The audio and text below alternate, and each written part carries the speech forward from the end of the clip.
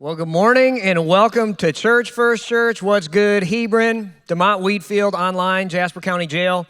Welcome. And welcome back to the final part of our series on the book of Acts. I love this book. I love this message set. Series was supposed to be just a little bit longer, but because of a miscommunication, this is the last week. So we're going to go super fast, and this week is the week I've really been building up to. I've been laying the foundation for this message. This is the one I want our church to get. This is super important for us for years to come. Last week we ended on James's words in Acts 15:19, and so it is my judgment that we should not make it difficult for the Gentiles who are turning to God. And this is such an important verse. This is marching orders for the church from this point forward. Jesus said, go and make disciples. James, the half-brother of Jesus, said, don't make it difficult. Don't make it difficult for people who are turning to God. It sounds easy, sounds simple, but it's not. Now, this message is going to be really helpful. It's going to be simple. It's a teaching vision message, which is not what I normally do. If you're new to church, and in the past you've had a rough church experience or a difficult church experience, this whole message today is talking about why that is, and hopefully in the future, church won't be difficult for you. Not my normal message, but if you want to live a life that connects with people that are different than you, if you want to be able to live a life where you can build bridges with people that you would normally not like, even if you're not a Christian, you're going to like this talk. What we're going to do is, this is a little bit longer what we're going to do, but I'm going to tell a story. We're going to look at some Bible. I'm going to make some points. Then we're going to look at some more Bible, and then I'm going to do a challenge. I know, a little different, but we can handle it. Let's start with a story. In Minnesota, where I'm from, there's a huge craze for years, for decades, to build stucco homes. Stucco is what everybody wants. I want stucco siding. Oh, stucco is the best. And here's why. People go to the Southwest. They go to Beverly Hills. They experience how warm it is, how nice it is, and they say, look at that smooth, smooth stucco. Now, there's a reason why they don't build stucco in Minnesota, and that's because it doesn't work. Okay, big temperature changes causes rotting issues. Rotting stucco mold. Here's a perfect example of a house that has rotting stucco issues. And you can see all the cladding's gone, all the OCB is gone, and then behind it you have the insulation in the actual frame of the house that is rotting. And what happens is stucco is supposed to have this little barrier where water can trickle down once it gets behind it. But because it's made out of cement, if that little thin barrier doesn't get maintained, then water gets stuck in between the stucco and the inside of the house, and it stays there forever, and it rots everything. And in the Southwest, where there's not a lot of moisture, it's fine. But in Minnesota, it don't work. And for years, people were like, it's not the stucco. It's the contractors. It's their fault. It wasn't done right. If you do it right, it's going to be fine. And I had several friends whose homes had to be largely rebuilt or they were destroyed because of this stucco issue. And whole developments in Minnesota, literal whole subdivisions would experience this. And what's being realized over time is, maybe stucco just isn't a good idea in Minnesota.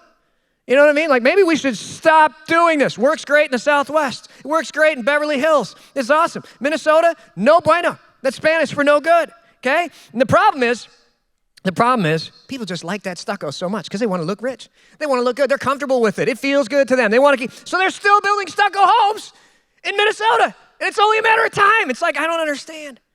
Why would they do that? When it comes to us as individuals and especially as churches, I think a lot of us are like Minnesota home builders. We should probably say goodbye to the stucco. You know what I mean? Like there are things that work where we came from, that work where we used to be, that don't work where we are now anymore. But nevertheless, we keep doing it. Keep doing the same things. Churches forever have loved Matthew 15:19, James's words. And so my judgment is that we should not make it difficult for the Gentiles who are turning to God. Everybody's like, oh yeah. That's a great idea. Let's not make it difficult. Sounds good. But living that out would require us to change. And we don't want to change. We don't want to change. We don't want to do that. And maybe stucco worked great where we used to be. Stucco worked great for the Jews. They had a culture. They had a thing. But it doesn't work great for people far from God. When I first gave my life to Christ, my family went to what we felt like, and it really was, a wonderful church full of wonderful people who love God, who love the Bible, and we live good lives. Now, I came back from camp as a 15-year-old, brand new, itty-bitty baby Christian for a matter of days. And I was like, I want my friends far from God to find God. I was so excited for them to find what I find. So I had a strategic sleepover. I invited my friends, Andrew Rye, Luke Hanahan, and Dustin Lametti, to my house for a sleepover. And I said, we're going to go to church tomorrow. So I made them go to bed early because I'm a boss. I'm like, we're going to bed because I want you to be awake for church, right? And we went, and I was so excited for them to experience it, and it was awful. They hated it. And I love my church. I was comfortable at my church. But my friends, it's amazing how when you sit next to a friend who hadn't been to church much, it just opens your eyes to everything. Oh my goodness. Suddenly I realized, wow, this service is really long. You know, it was like 2 hours long. And we sang lots of weird songs they'd never heard before. And in my mind, I was familiar with those songs, but I realized they'd never heard songs like that before with a style of music and instruments they'd never heard. And then the message, I was sitting there looking at the message through their eyes, and I was like, they hate this. Like, they're going to get nothing out of this. And they didn't. And at the end, they were like, yeah, we never want to go back. Like, we're not sleeping over at your house on a Saturday night because that means we have to go to church. We don't want to do that. What were we doing? We were building with stucco. It worked for us where we were from, but it doesn't work for them where they're from. We loved how it looked and felt, but they did not. We made it difficult for friends to find God at church. And we didn't want to do it. We just naturally drifted towards it. And I remember I went to my pastor. I was a plucky 15-year-old. I went to my pastor and the elders, and I said, how can we claim to love the Bible when we don't live it? What we're doing isn't working. We're just building with stucco. And it looks good and it feels good to us and it works where we're from, but where they're from, it doesn't work. It's rotten to them. It's different. And the elders explained to me how they liked the way it looked and felt, and they liked the stucco, and they liked the things, and they liked the reasons. And even though it wasn't working, they liked it. You know, this whole experience is not just us, it's everyone. There's lots of stuff in our life that used to work when we were over here, but now God's put us over there. And in this new context, in this new climate, in this new environment, I mean, there's some stuff, there's some methods that might need to change. I wonder if you can think of some stucco in your life. Used to work over there, but it doesn't work over here. When you get married, I mean, I used to be able to do whatever I want, whenever I want, because I'm a grown man. But when you get married, all of a sudden, you need to ask for permission to do lots of different things. Like for me, I need to ask for permission to go to the bathroom now, because I'm married. You know, and stuff that used to work before I was married. Now I need to be like, hey, is it okay if? And that's just different. You know, it's different. In the Bible, they use this term, Gentiles. And Gentiles in their world means non-Jewish people / unchurched people. They have a radically different set of values than the Jews, Gentiles do, especially in the world of antiquity. Now, I want to talk about the Gentile values from the world of antiquity, not today, but in the world of antiquity, they would sacrifice children to gods. Especially that was like a form of birth control. If you had a baby and you didn't really want it, you just say, well, I'm going to give it to this god, and we'll kill it that way. They have violent, debauchery-filled sex parties. They have a culture of enslaving women and children sexually and physically. And their form of birth control, in addition to sacrificing children, is just putting them out there and letting them die. That was their form of abortion. And James says, don't make it difficult for them. You have to find a way to connect with these people. But for the Jews, like that was a radically different culture. They're like, we don't feel super comfortable talking with them. Peter said last week about Jewish culture and society, he said, hey, look, why are you now challenging God by burdening the Gentile believers with a yoke that neither we nor our ancestors were able to bear? We have a culture and society that we don't even like that much. The Jews had this prim, proper culture that looked very clean. It looked very good. For them, the Gentiles were very offensive. They did a lot of barbaric, cruel stuff, even by today's standards, they did. But walking into that culture for the Jews would be like all of us today walking into a nudist colony. You know what I mean? It'd be like, hey, you're not wearing clothes. You know what I mean? This is uncomfortable. Like, don't imagine it right now, but think about how that would feel. Maybe, I don't know, we're in church. This is getting awkward. Anyway, and that's what it would be. That's what I want you to feel. That's why I brought that up. It's awkward. And Peter said, I want to give up the stucco. I want to go to the ends of the earth. I want to do what Jesus, I want to not make it difficult for the Gentiles who are turning to God. He just had a hard time doing it. And 20 years before, James would say what he said in Acts 15:19. Jesus was traveling with Peter. And Peter recognizes that Jesus is the Messiah, the Son of God. He's the first one to do it. He goes, you are supernatural. And I recognize that you are God in the flesh. You're the Son of God. So I will follow you to the ends of the earth. I'll do whatever. And so many of us, we've had that experience, right? We recognize, wow, something doesn't come from nothing. The God of the Bible is real. My whole life is dedicated to God. The problem is we can say that. It's just tough to do. And so Jesus looks at Peter and goes, that's great. I'm going to suffer and die. And you'll have to suffer and die too. And Peter's like, Oh no, like I want to follow you to the ends of the earth, but I don't want to give up my stucco. Like I don't want to get uncomfortable. I don't want to change my life. You don't have to either, Jesus. Let's just do what we want. You know what I mean? Like I'll follow you and you can kind of follow me and we'll just live a comfortable life together. And right after Peter says that Jesus is the Son of God, he says this, and then Jesus turned to Peter and said, "Get away from me, Satan. You're a dangerous trap to me. You are seeing things merely from a human point of view, not God's." Harsh rebuke, harsh words. But this is common as Christians. We all do what Peter did. Peter had this great vision, but when it came down to giving up what he was comfortable with, I love God. I love God so much, I'll do whatever God calls me to do, but when it comes to living a radical life for God, when it comes to living a life of purity, when it comes to honoring my father and mother, when it comes to honoring God's sexual ethic, I don't really want to do that. I don't want to change because I like my stucco. I don't want to suffer for God. I just want to follow God without changing anything. 15 years later, Peter gives this great talk. We read it last week. He just doesn't walk the walk. Remember this last week? In verse 7, it said, Peter stood and addressed them as follows. "Brothers, you know that God chose me from among you some time ago to preach to the Gentiles, people far from God, so that they could hear the good news and believe." Peter says, I'm the one that's been chosen to go and reach people far from God. I'm the one. Let's get rid of the stucco. Let's get uncomfortable. I already had that harsh talk from Jesus. I'm not going to forget it. I'm going to do it. And then immediately he goes and forgets it. And this is the part you don't know. Peter makes that great speech. It's like, wow, Peter, okay? We're not entirely sure, but this next part I'm going to read to you, some people think it takes place right before that part. I actually think it takes place right afterward. But anyway, Peter makes his big speech. They decide that people far from God don't need to follow the Jewish custom of circumcision, which is great because, that hurts. Remember the flint rocks and the tree stump and the things we talked about last week? Very bad, okay? Galatians 2, verse 11, it says, "But when Peter came to Antioch, I, Paul, had to oppose him to his face, for what he did was very wrong. When he first arrived, he ate with Gentile believers who were not circumcised. But afterward, when some friends of James came, Peter wouldn't eat with the Gentiles anymore. He was afraid of criticism from people who insisted on the necessity of circumcision." It's like, Peter, are you out of your mind? What's wrong with you? You claim to follow God. You claim to say, God, I want to go to the ends of the earth for you. But when it comes to changing your life, you're like, I don't really want to do it. I love God. I'm going to give my life to Christ. I'm going to make profession. I'm going to get baptized. But when it comes to changing my life, when it comes to honoring God's plan for my life, I don't really want to. And I'll tell you what's happening.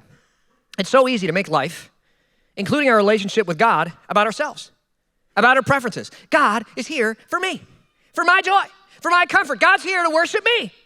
God wants me to be happy. Why should I have to apologize? Why should I have to pursue? Why should I have to initiate? Why should I have to forgive first? He should forgive me first. He's the one who did it. That's what we think in our life. That's not it, right? We're the ones who love others more than we love ourselves. We're the ones who laid down our life because Jesus did it for us. You know what happened with Peter, not because Peter was terrible, but because Peter was human. And I don't know if you've noticed this, but the church of Jesus is made up primarily of human beings. I mean, some of you might be aliens. I don't know. But for the most part, we're all humans, right? And so we all have the same pull that Peter had.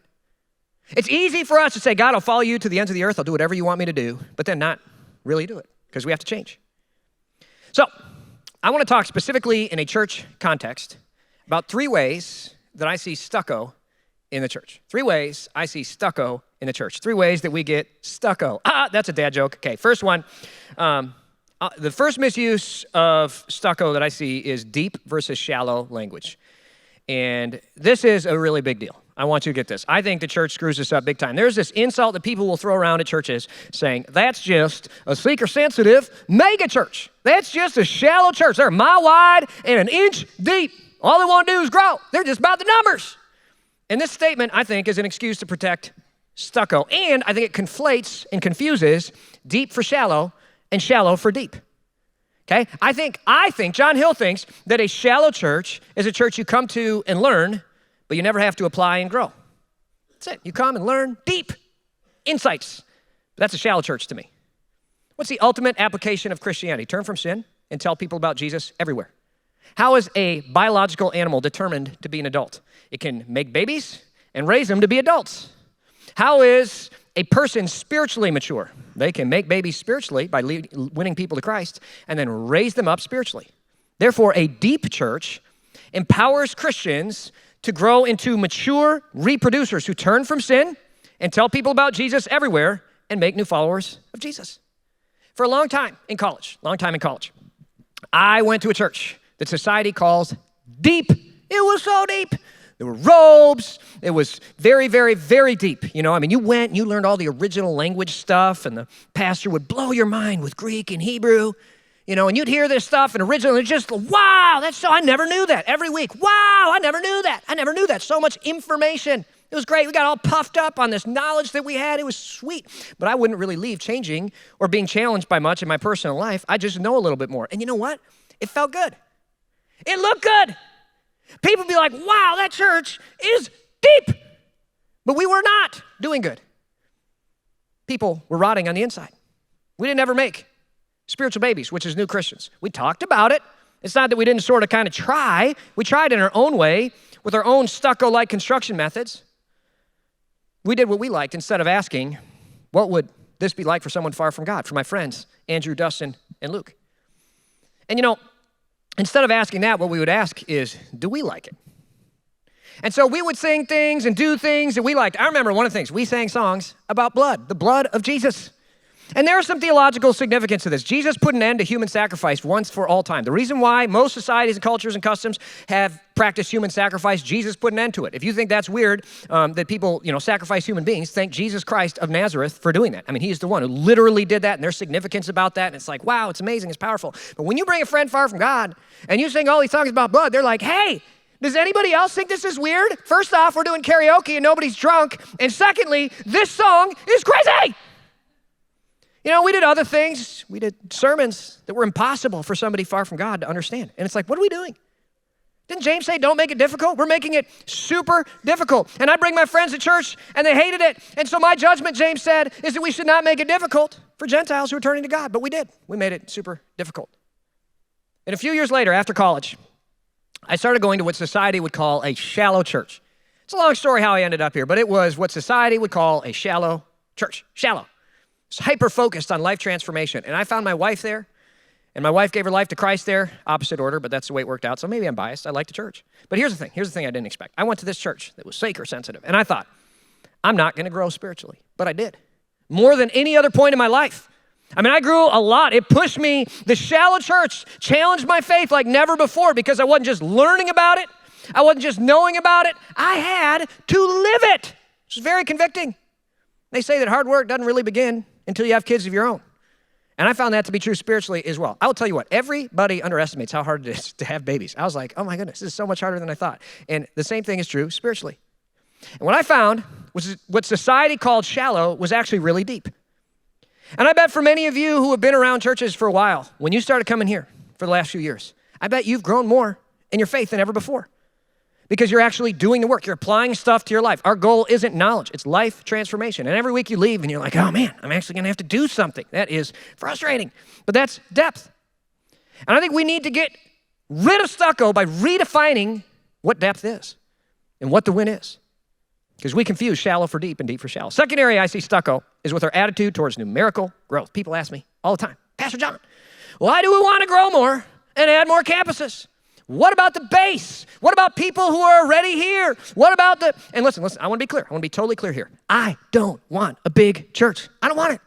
Honestly, it's just a lot of work for me. I don't like that. You know what I mean? Like, I don't. But what I really care about is our base. That's what I want. I want our church to be a church of personal and spiritual growth. And you can't grow spiritually the way Jesus defines it if we're not doing what Jesus commanded us to do spiritually, which is make new followers of Jesus. And I know people who have followed Jesus forever. They know lots, gone to church their whole life, but they never regularly do the primary work of a Christian, which is tell people about Jesus everywhere. And if I let that happen here, I'd be a very uncaring and shallow pastor, right? I could come blow your mind with knowledge, but if I'm not challenging you to a deep spiritual life, then I'm failing. And that's why we work so hard to make this a place you can go deep by reaching your friends for Christ. The church growing numerically is not the goal. It's just a side effect of the goal of deep discipleship. How much more faith building? How much more faith building is it to see a member of your family or a friend choose to follow Jesus after services here, after lots of conversations with you, than it is to learn some biblical and theological nuance about the original languages in a text from the Bible? Much more satisfying to reach a friend for, much more satisfying, much more amazing. Numerical growth is not the goal of our church. It's the result of the goal being lived out, of making deep disciples of Jesus. So we're not going to look down on growing churches. We're not going to look down on large churches. That is often, not always, but often a sign of depth. Third place that I'm finding some stucco is our attitude towards programs. And this is one that I personally struggle with, okay? I want to be clear. People ask me all the time about programs. I love church programs. I grew up on church programs, right? Why do we cut this? Why did we cut? Why aren't we doing this? Why don't we do music camp anymore? What about VBS a traditional way? What about men's breakfast? What about food pantry? What about Awana? What about gyms? And I want to be clear, I love all these programs. I have benefited personally from many of these programs in fun and growth as a kid. We will never cut a program because it's not reaching people. That's not why we cut programs. We cut programs because they're not deep. That's why we cut them. We cut programs because they're not pushing our base to grow in faith by making disciples of Jesus Christ. It's about deep, rich spiritual growth all the time, not just learning, but doing, empowering older and longer to reach younger and newer spiritually. I want to make deep disciples of Jesus, and our programs are designed to enable you to do that. You can't grow in your faith deeply if you can't make disciples of Jesus Christ at your local church. And I spent years growing up in church, learning, but not doing. And it was fun. And it was also very shallow spiritually. We had amazing programs, and I'm not going to lie to you, I loved them. They were tons of fun. But fun is not the goal. Depth and growth and life transformation is the goal.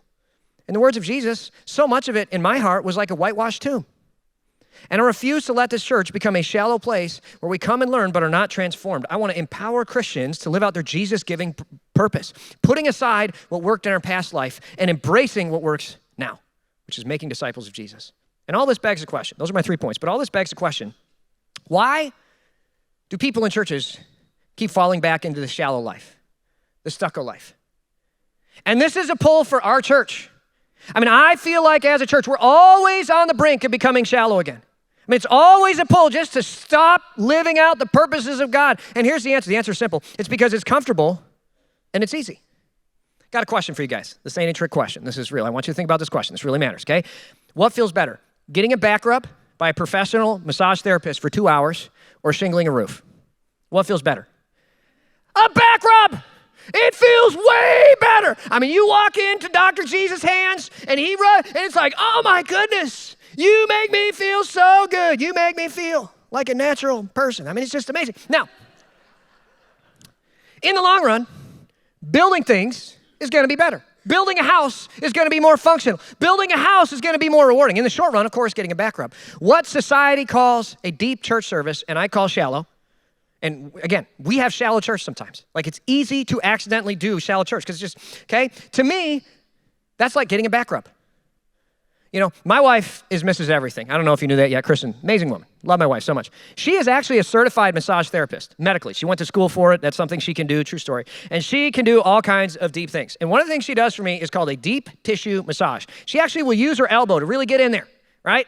And I didn't even know this existed. She will find a knot. I didn't know what a knot was till I married her. Apparently, I've got knots all over my back because I'm a very tension-filled man, you know? And I'm just all the time, you know, like this. And she goes, you have a lot of knots. And she'll put her elbow in there, and it's like itching an itch that I didn't even know I had. I didn't know I was itchy there. And she said, and this is what I do. I go, wow, feels good. Yeah. And I used to do the same thing in a quote-unquote deep sermon. Yeah, that's interesting. Wow. That's a deep insight that I never saw before. Wow, wow. It's like a back rub, right? You go to a back rub, feels good. Everybody loves a back rub. If I asked you, do you want to build a house or get a back rub, it would be tempting to choose a back rub. If I said, hey, do you want to crawl in a sewage-invested crawl space and find a plumbing leak, you'd be like, no, I'd rather get a back rub. But in the long run, you're going to feel better about fixing the leak because you don't want poop under your house. Everybody loves a church that feels like a back rub. Everybody does. But if we don't fix the leaks, if we don't deal with the issues, you're not going to like it. Everybody wants to get a back rub. They say, oh, I want to go to that church because it feels like a bad. Let me learn something. Blow my mind with some exegetical insight I've never heard before. Hit that deep tissue, you know, where I was feeling loose and sore. I want to leave church feeling like I just got out of a hot tub. Relax, man. I feel so good, but don't make me work. Don't make me change, and don't convict me. Our church is what I call a generation after generation building church. 130 years old. Every generation of our church has built literal buildings and figurative spiritual buildings. And today, I'm so glad that they built. Now, it would have been much easier for them to get a back rub and let the church fall to pieces. But instead they built.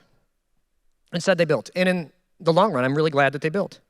And if you're new to this church, I want you to hear this. We are a place of action. Your time is precious. There's a million other things that you could do. You could be playing Flappy Birds on your phone right now. You could be playing Fortnite. You could be doing all kinds of stuff. But we're a place of action, and I promise you, we will use an hour on Sunday to call you to growth and change, because we are a deep church. Following Christ is a high calling. It's not difficult to understand God's call because his call is not complicated, so we won't make it difficult. But life transformation, turning from sin, that is hard work. And I promise you, if you are far from God, we're going to get rid of the stucco as much as we can. And we're going to make this a place of life transformation for you, because I know that's why you're here. If you follow God, I'm sorry, but I'm not going to get back rubs. I want to. I love it, because then everybody's like, oh, pastor, that was such a great message. Sometimes I end hooting and hollering and yelling, and everybody's like, I was so emotional filled. And I had a friend be like, hey, I had some friends far from God, and they thought you were snake taming. Pastor, that was weird. What you did was weird. I was like, wow, that's stucco. I didn't even realize that. We're going to build a church for God's kingdom, for the generations. We're going to work hard and change the world together. As I get ready to start thinking about considering the possibility of wrapping this message up, I want to turn back to the apostles. You know, Peter petered out. And Peter would peter out throughout his life. You know, I mean, he would be like, I'm going to change. I'm going to do great things for the kingdom. We're not going to make it difficult. And then he would peter out. And he's so many of us. He's a reflection of so many of us. And that's why God called Paul. And Peter's human. Paul is also human, but he's like superhuman. I mean, he's like amazing. And I love his story. And he took James's word seriously. James said, don't make it difficult. And Paul was like, okay, I won't. And I want you to see this in Acts 17. This is the last thing we're going to look at in Acts. I want to exposit this with you. Chapter 17, verse 16, it says, while Paul was waiting for them in Athens, he was, check out these words. I highlighted them for you. Deeply troubled. Deeply troubled. Does deeply troubled mean a little bit troubled? No, it means he was deeply troubled by the idols he saw everywhere in the city. I mean, he saw this and he's like, these things are demonic. They're evil. They're gross. They're yucky. So he goes and finds some people to talk to about Jesus. It says, so Paul, standing before the council, addressed them as follows. Men of Athens, I noticed that you're very religious in every way. For as I was walking, I saw your many shrines. And one of your altars had this inscription on it, to an unknown God. And this God whom you worship without knowing is the one I'm talking to you about. And here's what I love. It says Paul was deeply troubled. He was offended. He was upset. It was something gross. It was demonic. It was evil. And he saw this thing and it was offensive to him. What's offensive to you today? I'm offended by some things that are going on in our society. There is a movement that I believe is mutilating children in a way that is disgusting and awful and evil. And I am offended by it. And it makes me mad and it makes me angry. And Paul takes that very thing that is so offensive to him, and that's the thing he uses to preach Jesus in a way that connects with people's hearts. Wow. He got rid of the stucco. He knew that following his sensibilities was not what mattered. And guess what? It wasn't working. It wasn't working. And Paul sees them in their context and in their culture and in their life, and he does anything short of sin to make Jesus understandable and known to them. He's willing to die to his preferences, leave the back rub of his traditions to build the kingdom of God. And that to me is true depth. That to me is a sign of real spiritual maturity. Paul is deep. He's a deep lover and follower of God. I mean, come on. You see that and it's like, man, big respect. It's not about what he wants. It's not about what he thinks. He says, look, I want to love others more than I love myself. And that's hard for me, but I respect that example. He wasn't complaining about how it offended him. He was using the very thing that offended him to redeem him. And that's why we do church the way we do it. I look at trunk or treat. There's parts of Halloween that I find deeply troubling. I don't like it. I don't like it at all. But then I look at Paul and I say, deeply troubling is where we begin. I look at the movies. You guys, I hate movies. Hate them. I can't sit and watch movies. I'm deeply troubled by the things I see in movies. You know what? Once a year, for a month, I will endure watching 4 movies on 2-speed with all the blah, blah, blah fight scenes edited out so that I can connect with people far from God. Easter and Christmas promotions. They're things we've done. I find deeply troubling, but we're going to do it. Because of the example of Paul, because of the call of James. This is why our next series is called Stranger Things.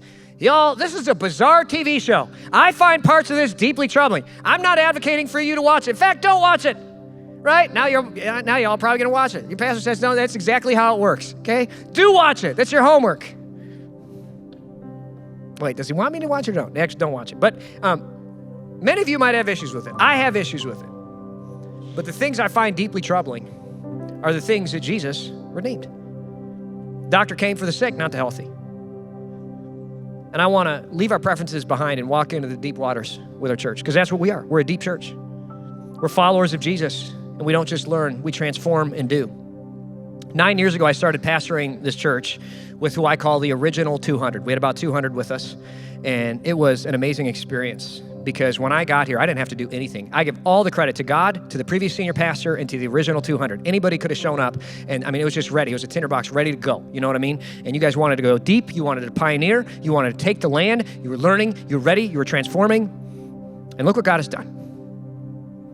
And today, I just feel like it's time for our church to be reminded, because I even feel like some of our original 200, we have forgotten why we're doing what we're doing. And I want to call us to a radical life of depth again, to the example of Paul.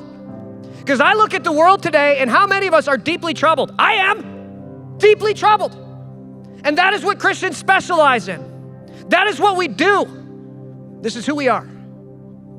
And rather than saying, give me a back rub, I want to transform. If you're new to this church, no matter what you believe, I promise you, we will not make it difficult to find God here. If you do follow God, we will challenge you to grow and be transformed every week, not because it's the cool thing, not because it's the in thing, not because I like fancy things, but because we want to follow God. It's what God commands us to do. Because James said, and so my judgment is that we should not make it difficult for Gentiles who are turning to God. If you don't follow God, I want you to know you're in the right place. And you guys, we want to reach the nations with you. This is a place where no one's perfect and everyone's welcome. And I promise you, week after week, we will not make it difficult for you to find God here.